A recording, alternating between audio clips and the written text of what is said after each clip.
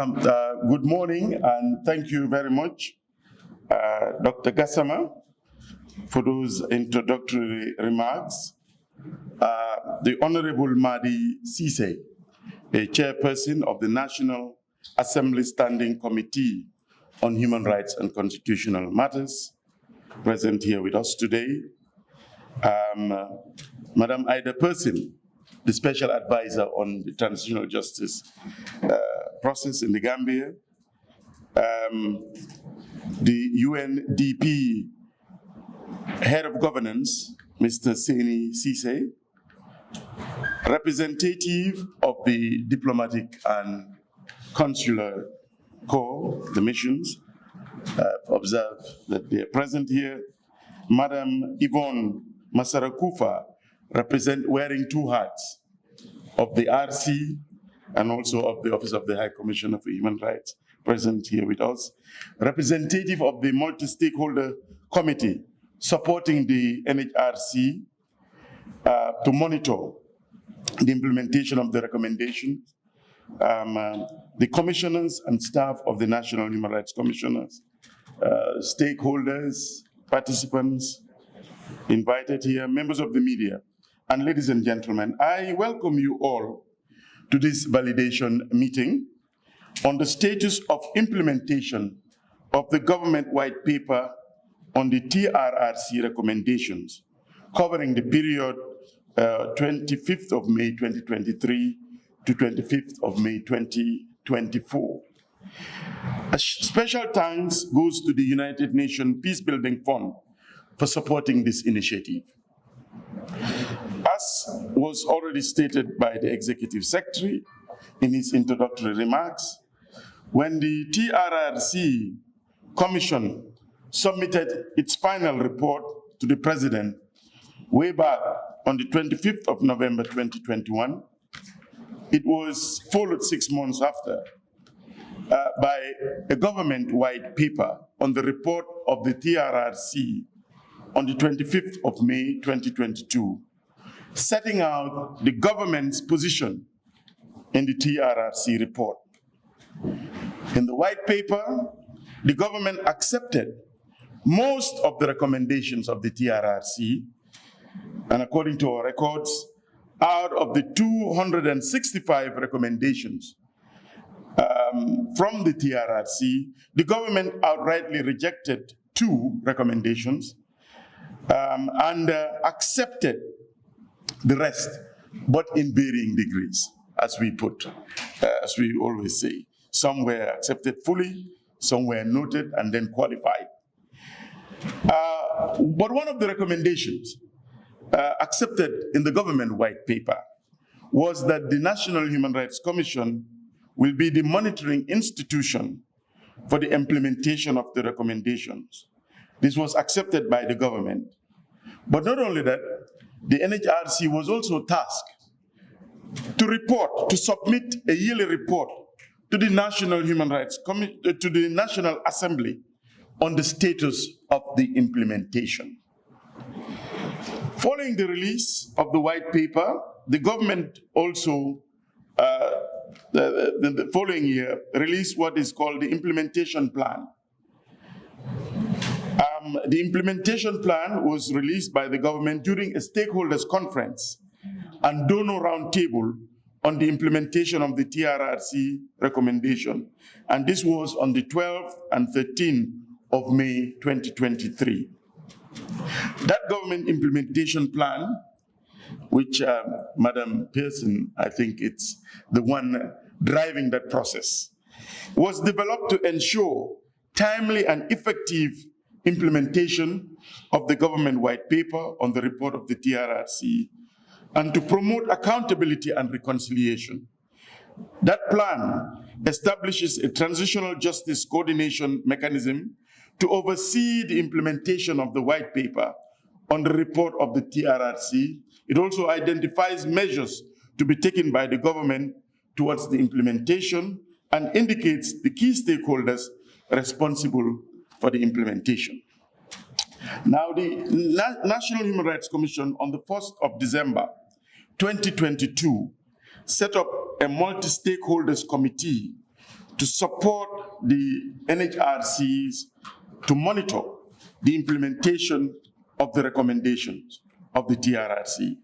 And this committee has been meeting quarterly, and members of the committee comprises of all the key government ministries, departments, and agencies and civil society organizations. The 25th of May this year marks 2 years since the release of the government white paper.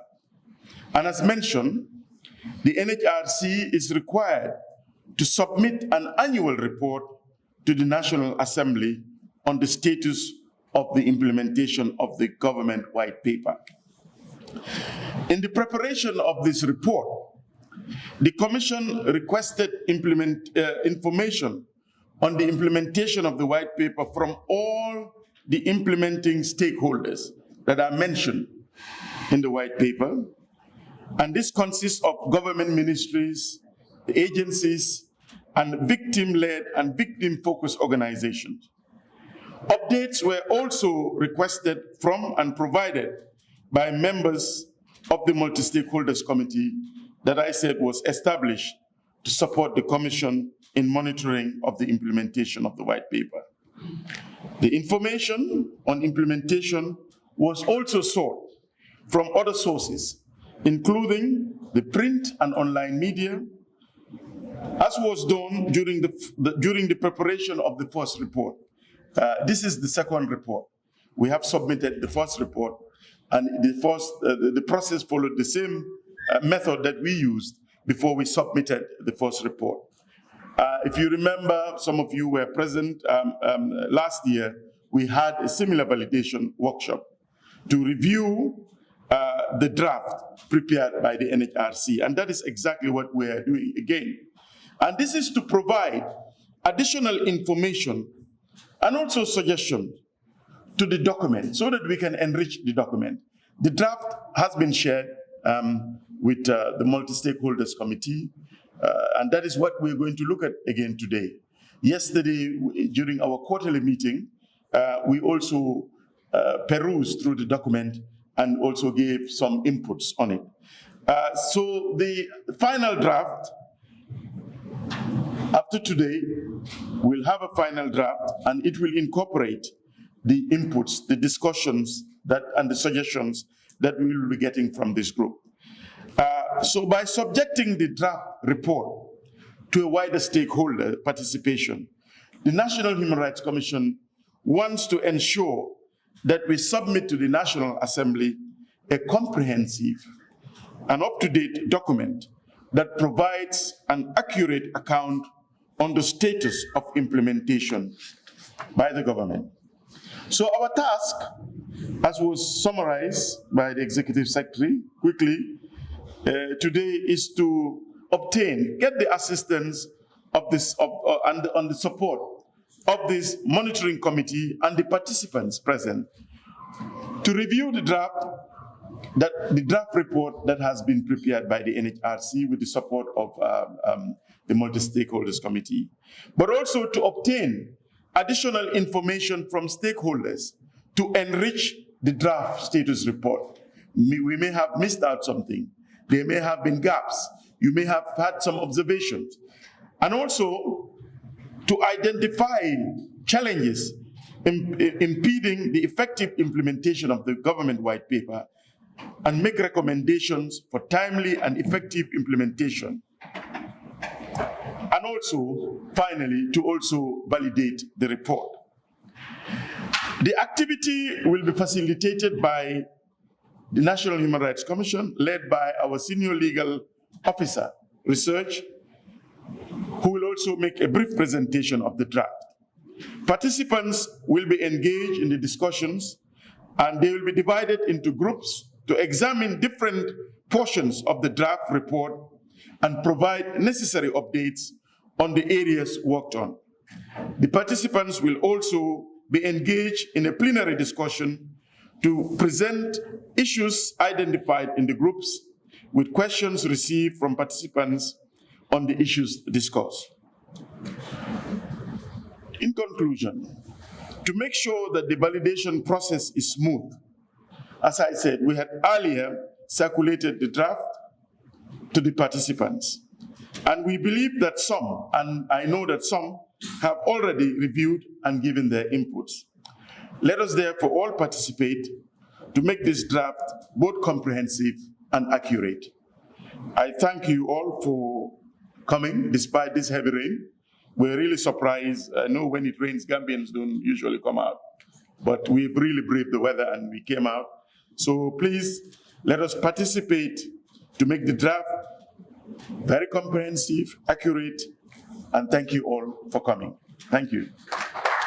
I would like to extend our deepest appreciation to the National Human Rights Commission for their unwavering commitment to this vital process and for inviting us to speak on this significant occasion. As we gather here, ladies and gentlemen, it's important to reflect on the journey that began in 2018 when the government of the Gambia established the Trrc. The commission was entrusted with the critical responsibility of investigating and documenting the nature, causes, and extent of human rights violations that occurred between July 1994 and January of 2017. It is vital to recognize that women and girls have borne the brunt of such abuses during this tumultuous period. Many have suffered as survivors of sexual and gender-based violence, while others have faced the heartbreaking reality of losing their spouses and mustering the strength to raise their children alone. Therefore, the establishment of the Trrc was a courageous step toward truth, healing, and reconciliation for our nation. The publication of the white paper on May 25, 2022 marked another pivotal moment, outlining the government's vision for implementing the Trrc's recommendations, while striving to ensure justice, accountability, and reparations for victims of human rights violations. The responsibility placed on the National Human Rights Commission to monitor and report on the implementation of the white paper underscores its critical role in strengthening democracy and human rights in the Gambia. The second status report, prepared by the Nhrc'S, documents the progress made by various stakeholders in implementing the white paper. While we celebrate these achievements, we must also confront the challenges encountered along the way, challenges that require our collective determination to address. Today, the validation process is not only an opportunity to review our progress, but also a moment for open dialogue, as the chairman has alluded. We aim to learn the obstacles we have faced and formulate recommendations that will guide our path forward. Our work is far from complete, and you will hear from the Commission as they present. The right to truth, justice, and reparation remains a pressing issue in the country. Those who have suffered must have their voices resonate in our discussions and actions. The implementation of the Trrc recommendations and the white paper reflects our commitment to addressing past injustices and preventing future violations. This is an initiative that calls for active engagement from all sectors of the society, including the government, civil society, and the international partners alike. As we delve into today's validation discussions, I encourage each of you to share your thoughts, insights, and recommendations. Together, we can pave the way for a transparent, accountable, and inclusive implementation process that genuinely reflects the wishes and needs of all Gambians. As I conclude, let me reaffirm UNDP's and OHCHR's commitment to support the government of the Gambia during this crucial phase of building a more equitable society, as articulated in the Recovery Focused National Development Plan 2024-2027. Together, we can ensure that the Gambia emerges stronger, united, and committed to upholding the rights and dignity of all citizens. Thank you very much for your attention, and I look forward to a full discussion. Thank you. I would also just take from where the last speaker stood on. Without waste of time, I'll go straight to my statement. We're talking about human rights. We're talking about violations.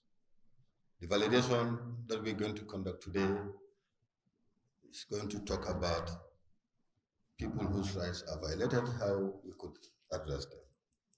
It is 30 years today, from 1994 to 2024, it's 30 good years. It's a long time of waiting. Victims have waited quite a long time, 30 good years for some. Many of them died. Many are still struggling to survive. I think this validation is very timely. Precisely on the 25th of November, the Trrc presented their final report to government. That is 4 years down the line. Again, it is also too long to wait for 4 years when you are a victim. And for that matter, every Gambian is a victim of the Jammeh administration. Some of us are direct victims, some are indirect victims, but every Gambian is a victim. So therefore, to wait for this so long a time is really cause for concern. Government did not waste time after the presentation of the final report on the 25th of May 2022 to come up with a white paper. That's the position of the government. And we have to applaud government for really accepting almost all the recommendations. Out of the 265, only 2 was outrightly rejected. That they can be commended for that. But the space that we are moving towards getting justice is at a snail's space, and that is a real cause for concern.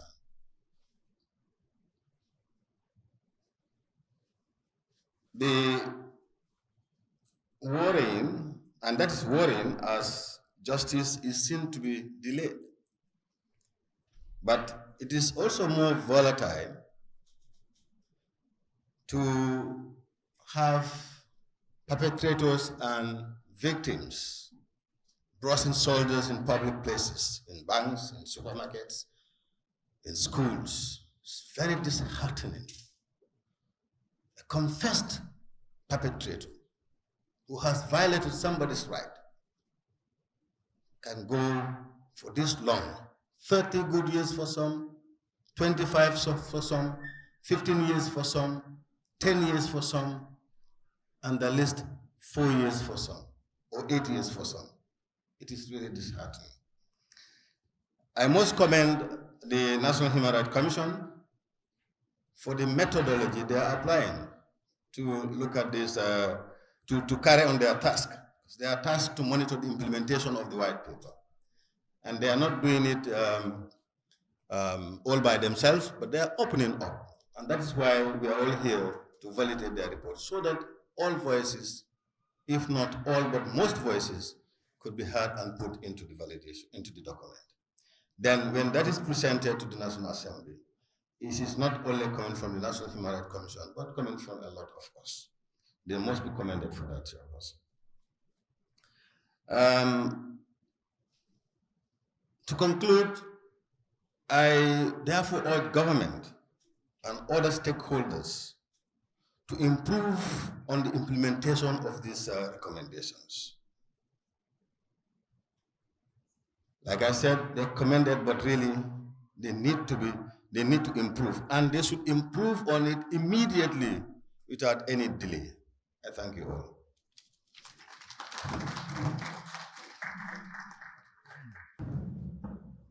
Thank you. I don't think I'm being heard though. I might have to use this. Yes. Okay. Thank you, Dr. Gassama. Mr. Emmanuel Diouf, Chairperson of the National Human Rights Commission, Mr. Seni Cisse, Head of Governance, UNDP, and representing the UNDP resident representative, but also the Office of the High Commissioner for Human Rights. Honorable Madi Cisse, Chairperson, National Assembly Standing Committee on Human Rights and Constitutional Matters, and Ms. Yvonne Masarakufa, here representing the RC, the Resident Coordinator, and the Office of Human Rights. Distinguished ladies and gentlemen, all protocols duly observed. I'd like to start by congratulating the National Human Rights Commission for reaching yet another milestone in the monitoring of the government white paper on the TRC report. Congratulations. I suspect that you've had your work cut out for you this year, considering we are in September, but we will not lament on that. I think that's just an indication of good work being done, not just the Human Rights Commission, but to all present here that are supporting implementation. So congratulations to everyone. I wanted to disclose that lately, my unit, which is the Secretariat of the Steering Committee on the Implementation of the TRC recommendations, has been deeply enthralled in the process of developing a communication strategy around the white paper. We know that the road to full implementation of the white paper is a long and expensive road to travel, and naturally, there will be moments of great challenge and even disappointment. In this process of deep reflection on how best to communicate around the process, it has become quite apparent that we continue to live in a society that is very divided. Yet we continue to develop this communication strategy because regardless of the challenges and how challenging it would be to implement the white paper, we cannot simply relent in our efforts to see the Gambia more reconciled.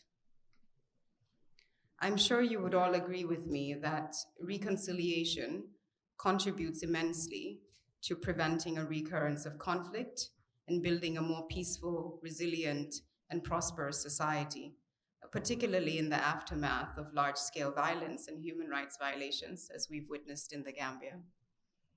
Reconciliation helps to repair fractures caused by an absence of trust between the state, government, and people, when individuals and institutions acknowledge their role in past crimes, and both victims, survivors, and perpetrators muster the courage to face the truth. As the saying goes, there can be no reconciliation without justice, and there can be no justice without truth. And this is true. But our concepts, ladies and gentlemen, of reconciliation must evolve to keep up with the changing nature of conflict.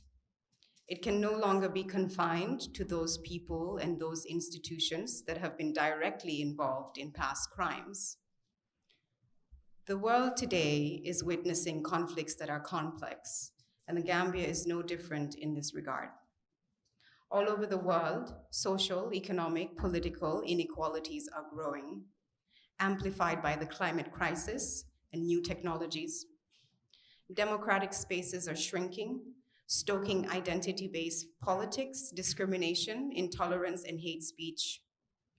Mass-scale violence and destruction is at the rise, sometimes incomprehensibly justified as a right to self-defense at the expense of almost entire destruction of people. Here in the Gambia, we are trying to recover from the legacies of systematic human rights abuse, and we have committed to fully implementing the government white paper on the TRC report. But the manner in which we do this must respond to all these challenges. We must be broader, deeper, and more inclusive than ever before in the way in which we implement the TRC recommendations. Our reconciliation process must have an impact at the individual, interpersonal, institutional, socio-political levels, but even at a regional and an international level.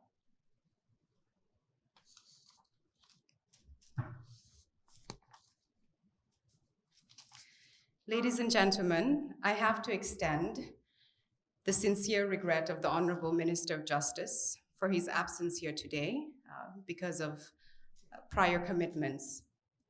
But he does send his gratitude, as do I, to the leadership of the Nhrc, to the staff of your Legal and Investigation Directorate, and to members of the Support Monitoring Committee for your diligent work in monitoring the implementation of the Trrc report.